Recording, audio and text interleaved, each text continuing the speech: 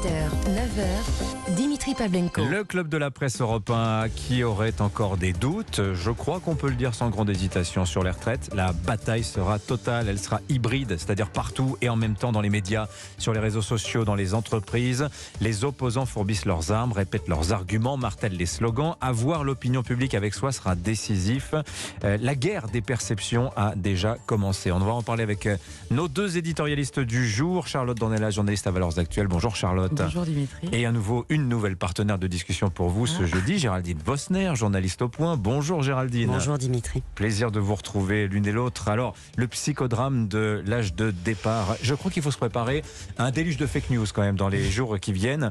On va entendre ad nauseam, ça va être les mots-clés, que la réforme elle est inutile, qu'elle est injuste, que 3% de déficit du régime de retraite, finalement, tout ça, ça n'est pas grand-chose. Comment on fait pour lutter contre ça? C'est un rouleau compresseur, Géraldine Vosner, et c'était inarrêtable, irrésistible. On ne lutte pas, Dimitri. On a le même débat depuis 20 ans, depuis les premières réformes, 93, 2003, 2010, 2014. À chaque fois, on a les mêmes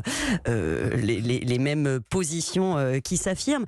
Je suis même plus certaine qu'il faille lutter à partir du moment où vous avez des gens qui croient qu'on peut avoir le même niveau de pension dans le contexte démographique qu'on connaît, qui va passer de 3 cotisants pour un retraité dans les années 70 à 1,7 cotisants aujourd'hui pour un retraité, sans rien changer et sans allonger l'âge de départ, compte tenu en plus de l'augmentation de l'espérance de vie, du vieillissement de la population.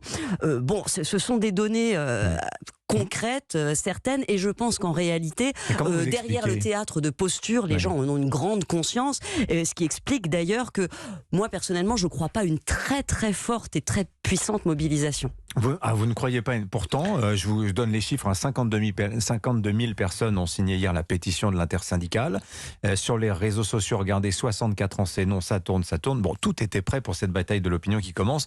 Et d'ailleurs, ça ne va pas se jouer que dans la rue. Je vous invite à réécouter le reportage que nous diffusions dans le journal de 8h. Ça va se jouer aussi dans les entreprises. Regardez ce qui se passe du côté des raffineurs. Ça y est, ils sont repartis. Ils vont à nouveau mettre les raffineries en berne. On va se repayer, si je puis dire, des pénuries de carburant. Charlotte Dornelas, vous ne croyez pas, vous, le scénario d'une séquence difficile quand même dans la rue? Non, mais ce que vous dites n'est pas en contradiction nécessairement avec ce que disait Géraldine. C'est-à-dire qu'à l'échelle de la population tout entière, il y a en effet une opposition qui, à mon avis, est beaucoup plus diffuse que sur la question de l'âge de la retraite, sur laquelle se focalise tout le débat politique. Moi, ce qui m'étonne, franchement, ça fait 4 ans qu'on parle de cette réforme et que tout le monde reste bloqué sur la question de l'âge, qui me semble être le sujet le moins intéressant, et je pèse mes mots, même politiquement, de cette réforme. Mais on n'aurait pas mis la charrue avant les bœufs quand on parlait par exemple du taux d'emploi des seniors. Est-ce qu'il n'aurait pas fallu commencer par ça avant de dire aux gens vous travaillerez jusqu'à 64 ans? Mais en fait, c'est ça la question, c'est que vous disiez que dans le débat, on entendait des gens dire que la réforme est injuste et inutile, et de l'autre côté, on a des gens qui nous disent quoi?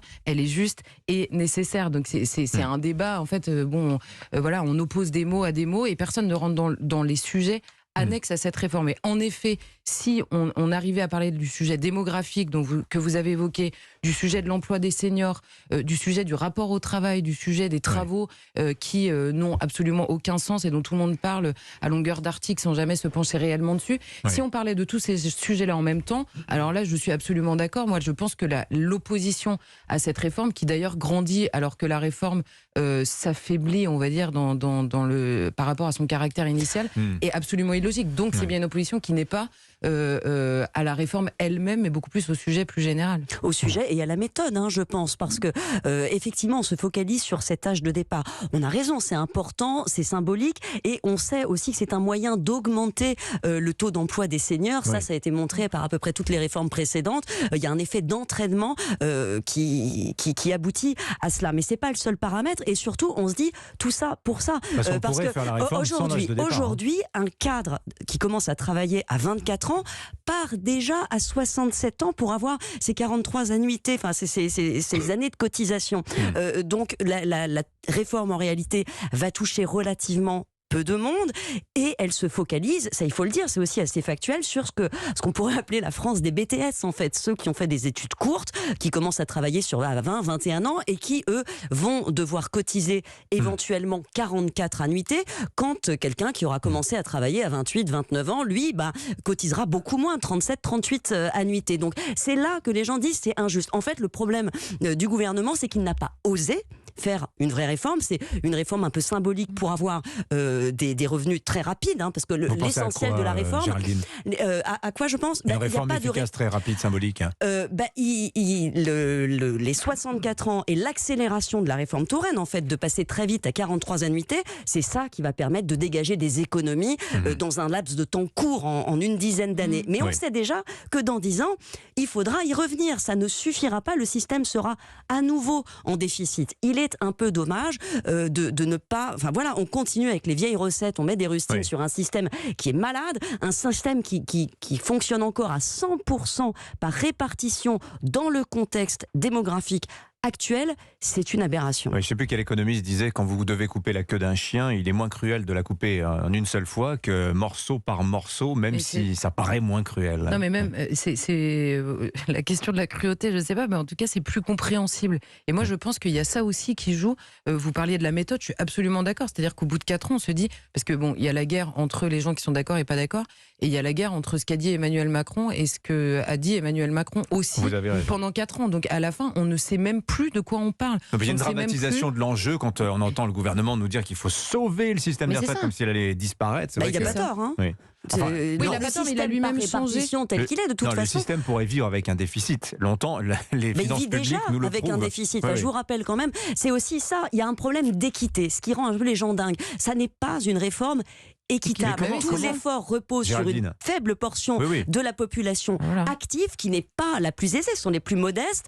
On épargne les retraités qui quand même en France ont un niveau de vie médian supérieur à celui des actifs. C'est une aberration. Vous allez vous faire insulter. C'est la réalité, pardon. On épargne les retraités. Et surtout, on ne cherche pas de solution alternative à un système qui, par définition, est structurellement en déficit. On épargne aussi les fonctionnaires parce que il n'y a pas vraiment de réforme des régimes spéciaux. Je veux dire, le fait que les fonctionnaires continuent à partir avec 75% des 6 derniers mois de salaire, ça crée une inégalité complète. Je vous rappelle que le système de la fonction publique, on l'abonde chaque année de 33 milliards d'euros parce qu'il est en déficit. Tiens, je vous invite à lire le papier du Parisien, le cœur.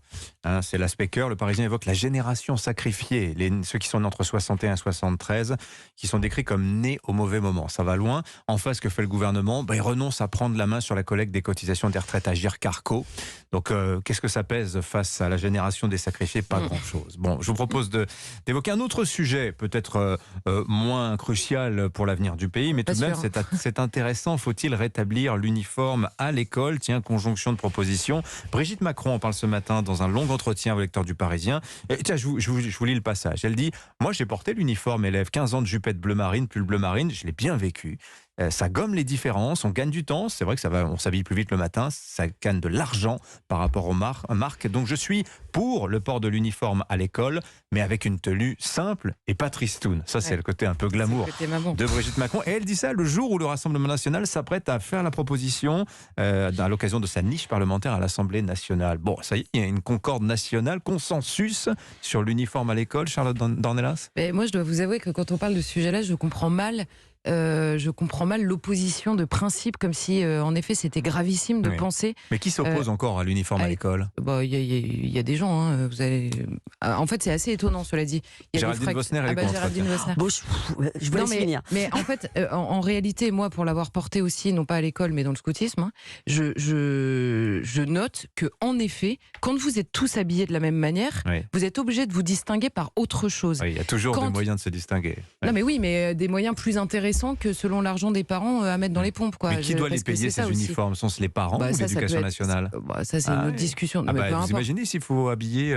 combien sont-ils? Vous pouvez très bien faire acheter aux parents, étant donné que c'est toute la semaine, pendant toute l'année, les parents y gagnent financièrement, il n'y a absolument aucun doute, donc vous pouvez faire acheter l'uniforme de la même manière que vous faites acheter des fournitures scolaires au début de l'année aux parents. Et puis le chèque de rentrée peut être aussi fléché, par exemple, sur l'uniforme. Et il est vrai que la place, on se souvient tous à l'école, la place que prennent les élèves qui ont des vêtements de marque ou pas, les élèves qui ont des baskets hyper stylées ou pas. J'ai eu mes premières Nike en 5e, je m'en souviens encore. Et les parents s'en souviennent aussi parce que c'est un cas, c'est des cas de crise permanents. Donc même sur ce terrain-là, en effet, il y a cette question-là. Et après, ça règle tout le problème de la jupe trop longue, trop courte, de quelle couleur, est-ce que ça couvre assez les chevilles ou pas. C'est vrai que l'uniforme coche pas mal de cases. Lutte contre les atteintes à la laïcité, les problèmes d'abaya, tout ça sont réglés. Soutien au pouvoir d'achat des parents. Défense aussi de l'économie circulaire, disent certains. Et Géraldine Vosner, malgré tous ces avantages, vous êtes contre ? Je trouve ça totalement à côté de la plaque. Elle fait cette déclaration le jour où paraît aujourd'hui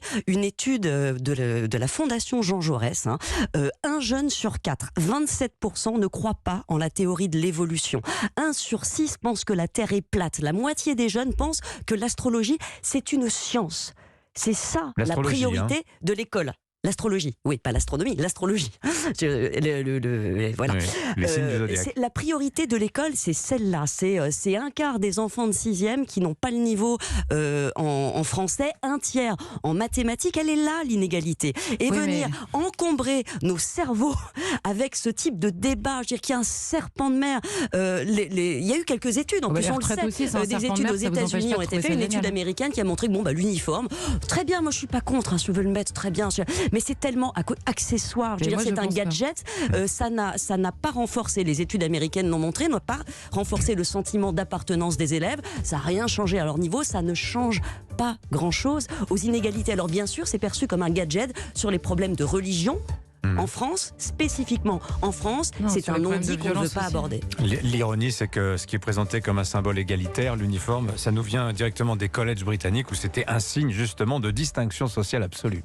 Bon, bref, on aura l'occasion pour tout le monde, c'est plus une distinction. Et par ailleurs, je sais pas, la hiérarchie des sujets à l'école m'ennuie, parce qu'il y a aussi 700 000 enfants victimes de harcèlement scolaire. Ils existent aussi et c'est un sujet énorme. Tout est prioritaire à l'école de toute manière. Merci évidemment à toutes les deux. Charlotte Dornelas, Valeurs Actuelles, Géraldine Vosner. Le point, la une du point cette semaine. Un grand entretien entre l'écrivain Kamel Daoud et Emmanuel Macron sur son rapport à l'Algérie. C'est passionnant, je vous le conseille. Et la une de Valeurs. Et sur le djihad judiciaire. Le djihad judiciaire. Merci à toutes les deux. 8h57, Philippe Vandel. Voilà.